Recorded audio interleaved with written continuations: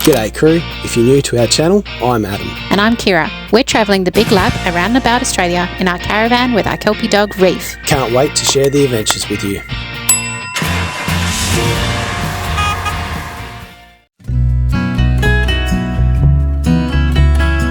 Welcome back crew. On this episode we take you to the unofficial capital of tropical North Queensland. What a miserable morning. On the road again. It's buckling down, but we're leaving Bowen and we're heading up to Townsville. So hopefully we'll get some sunshine up there. On the side of the highway we spotted a big pumpkin, so took the opportunity to stretch our legs.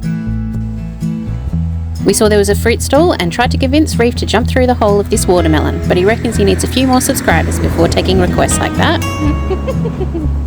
Of course, we stocked up on some fresh fruit and a yummy mango chutney before hitting the road again.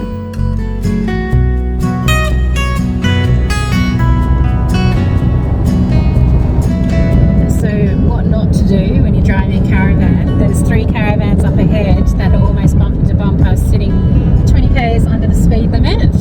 Going from speed limit and dropping down 20, but there's no hills or anything. It's dead straight flat road, so there's no reason. They're not on radios, they're not on channels, Well, they're not answering. They're ignoring anybody who's trying to overtake and getting impatient because they're being selfish and not leaving a gap between all 3 of them as well. Yeah. So just pending the road rage incident ahead of us, we're leaving a bit of a gap because there's someone Got getting nothing to do with it. We're out of there. someone's getting a bit frustrated. But we're staying out of it. Yeah, we're not getting involved at all. Can't make me, mate. We're not associated with that convoy. We're not throwing a match into that hay. Oh man.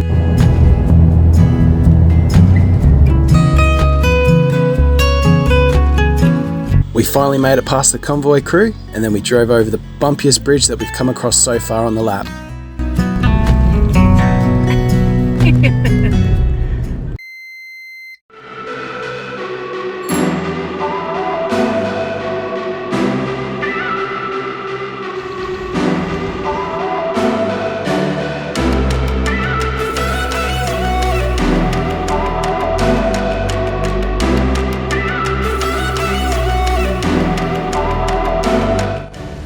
Well, we got much nicer weather today, so we popped down to the Strand.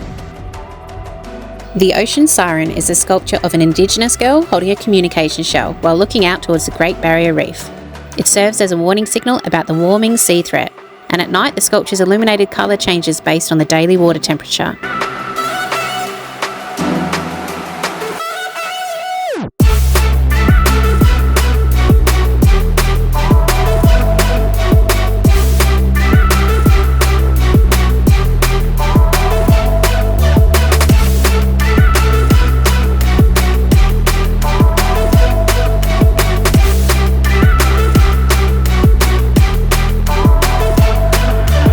It was a nice drive through the CBD with sneak peek views of Castle Hill, a giant pink granite monolith that stands proud overlooking the town. Unfortunately, access to the top is closed for roadworks.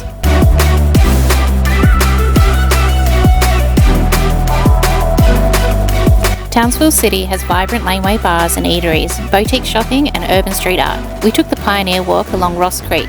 We tried to spot some crocs, but had no luck. Reef loves some fresh mowed lawn to roll around in, with the Queensland Country Stadium in the background.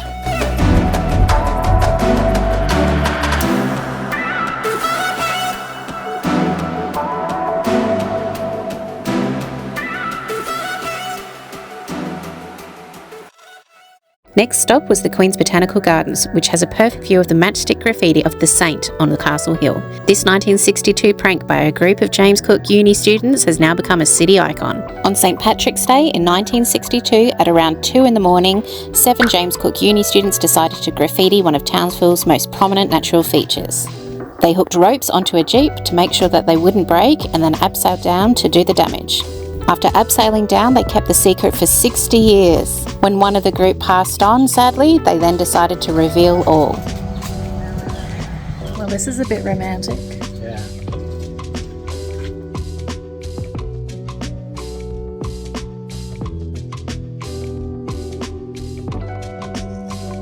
This is the Quidditch Cup down there. The Horcrux. Where are you? Did you see the cup, the Horcrux? You know, like on Harry Potter when they run through the maze and Cedric Diggory dies and they're trying to get the wizard cup? It was back there. Oh, that cup, yeah. Yeah. This is cool. There's lots of spiderwebs there. Oh, hi. Found you. Found you, Reef. Now we just got to find a way out. The best thing at this garden wasn't the game of scaring Ciara around every corner in the maze, it was this awesome bird aviary.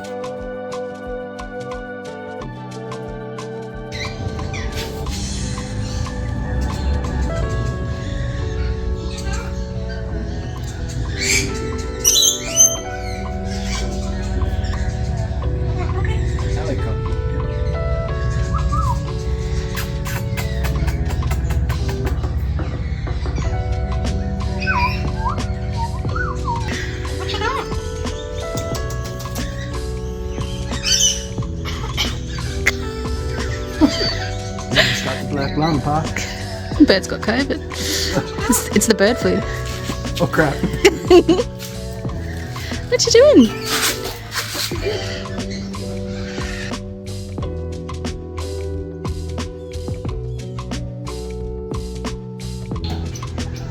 This mean we're getting an aviary when we get a house.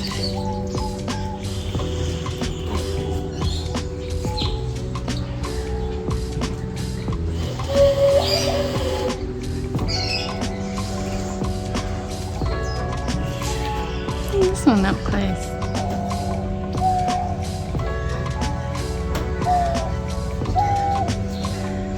You know what I'm saying? Bring out the guitar, mate.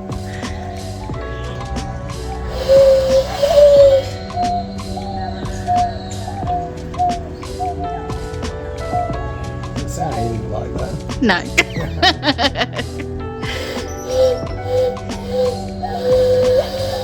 Maybe he's just giving you points for trying. Tell me what I'm doing wrong. Oh, less tongue.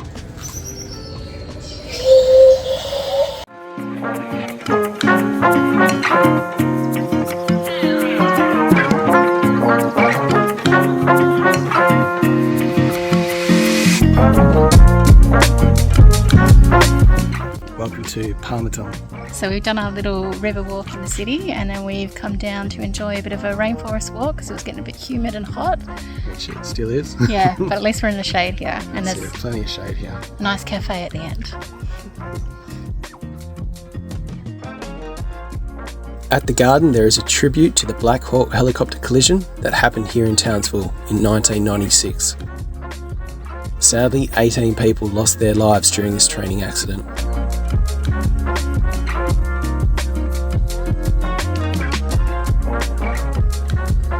The Palmerton is 17 hectares and displays one of the largest and most diverse collections of palms in the world.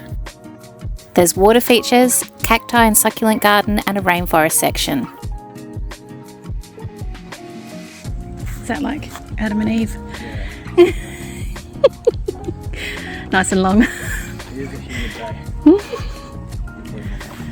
Yeah, You feel that back at home? that's actually really nice. There was plenty of wildlife during the walk, and all of them kept a close eye on Reef, making sure he was on lead.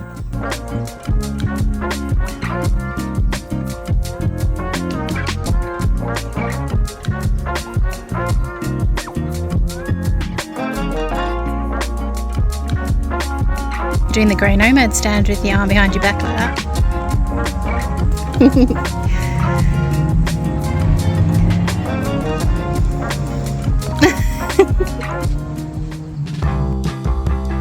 For our last night here, we took the drive up the hill to the local makeout spot, aka Mount Stewart. It's awesome seeing the veins of the city streetlights below, but we'd recommend coming at dusk as the sun sets to watch the view come to life as the lights start to trickle on. Unfortunately, we couldn't send the drone up due to this communication tower, but it was definitely worth the drive all the way up for the stunning view.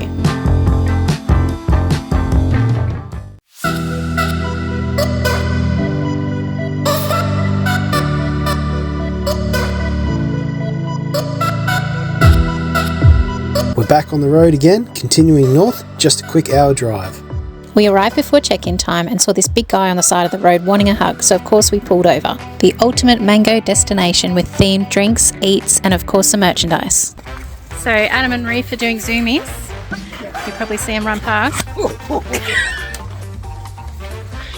Stretch the legs of the rest of it. I'll enjoy a mango smoothie.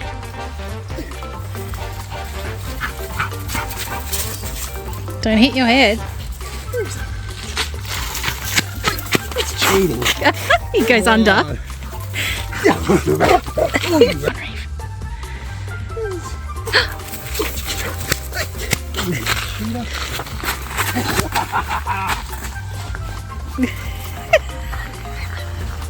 Careful.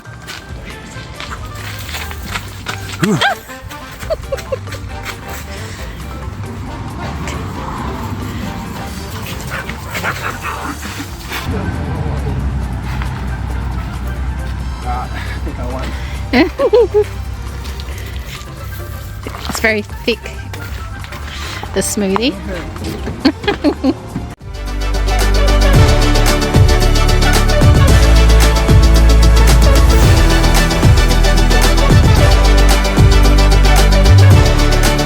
After all that exercise, I was happy to pull into a tropical paradise and sit back and relax.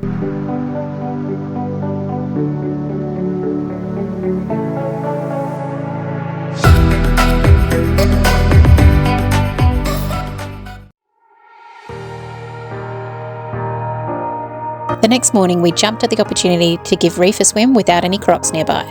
We weren't sure how much water would be here after seeing some dried up creek beds, but it was a hidden gem. There's parking on the road, or you can bring a four-wheel drive down closer. This is a dog-friendly option, but the water was freezing, so we didn't join in on Reef's fun. There's also a fruit stall directly across the entrance, which is perfect for a tropical snack after exploring the area.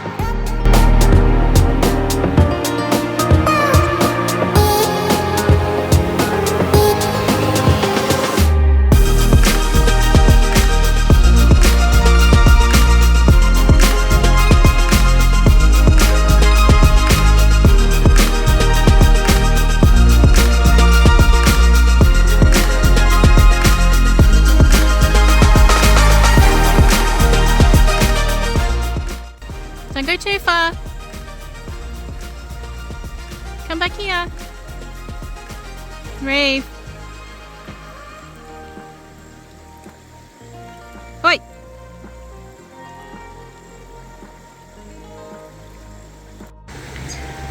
Time to go, Reef.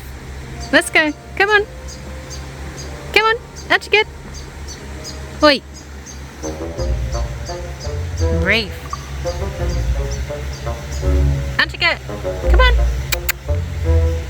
No. Come on.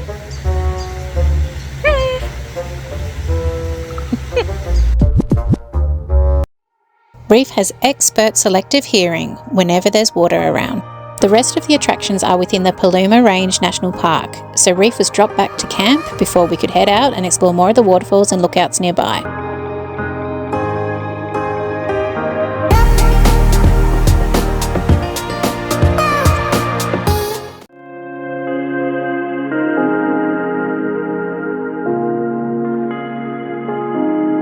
It was a nice drive through the sugarcane fields, which then enters into a lush rainforest. There were two small creek crossings at the start of the national park, nothing that the big rig couldn't handle though.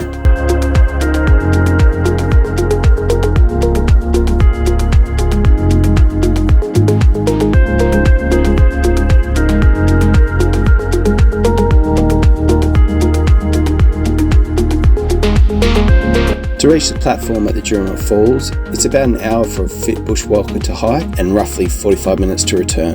The track is well maintained with easy paths to follow. It's a short but steep hike, about 450 metres up to Lookout from the rock pools. It's best walked at the start of winter, just before the wet season, so it's nice and cool to hike, but not too wet and slippery.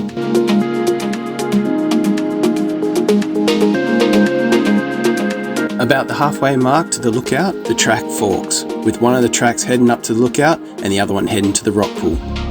I recommend heading to the Lookout first and then heading to the rock pools after to cool off before heading home.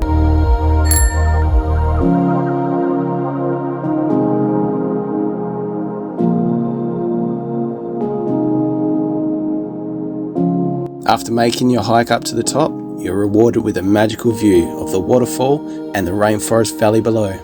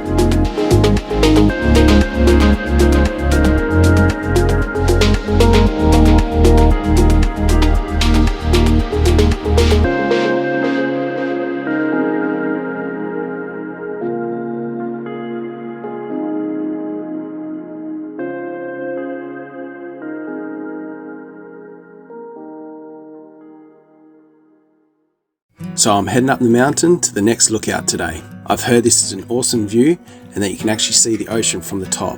Unfortunately, it's another spot that's in the national park, so Ciara's staying home to look after the pup. Because we're only in the region for a couple of days, I didn't have much of a choice on picking which day to head up here. On the drive up, I knew it was the wrong day because I was driving up through clouds, which was pretty cool, but I knew that the viewpoint was going to be a whiteout. And when I pulled into the empty car park, it confirmed my suspicion.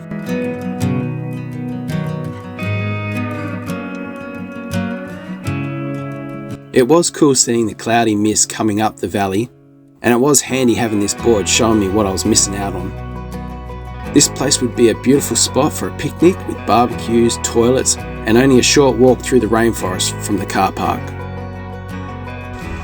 So yeah, it was awesome driving up through the cloud, but sucks for this lookout that I'm going to look at. Cloudy Creek, my cloudy lookout.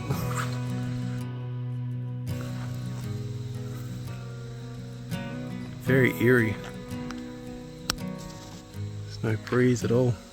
It's just that white mist. But yeah, it was a fun drive up here. Super narrow roads, very windy. It would be awesome for a rally track if it was gravel. But yeah, you don't get over 40, which would push it anyway. As well as there's, there could be branches down.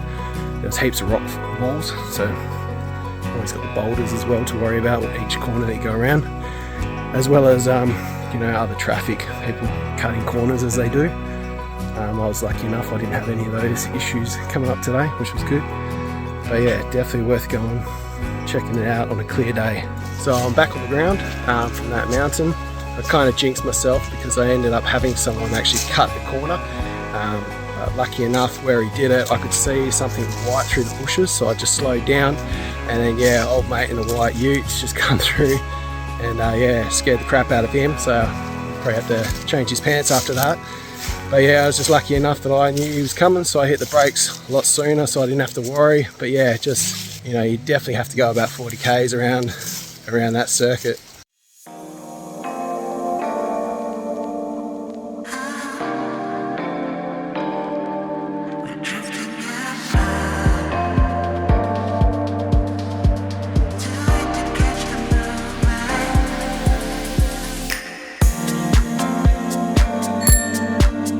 Now this spot is all over social media as it's a photographer's dream. The name suits of course, as the water is crystal clear. The absolute gem Big Crystal Creek is a must-visit freshwater swim spot for anyone visiting Queensland's tropical north.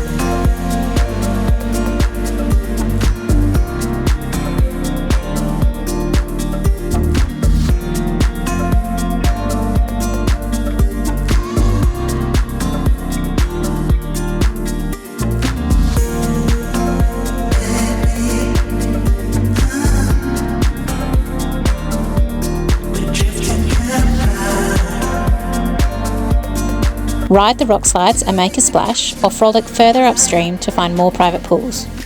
There's also a campground position right at the creek bed, which you can stay at for free, but we weren't able to as we travel with our fur baby and it's still within the national park zone. The rock slides are insanely fun and you can actually get a fair bit of speed, but it was definitely too cold for us the day we visited.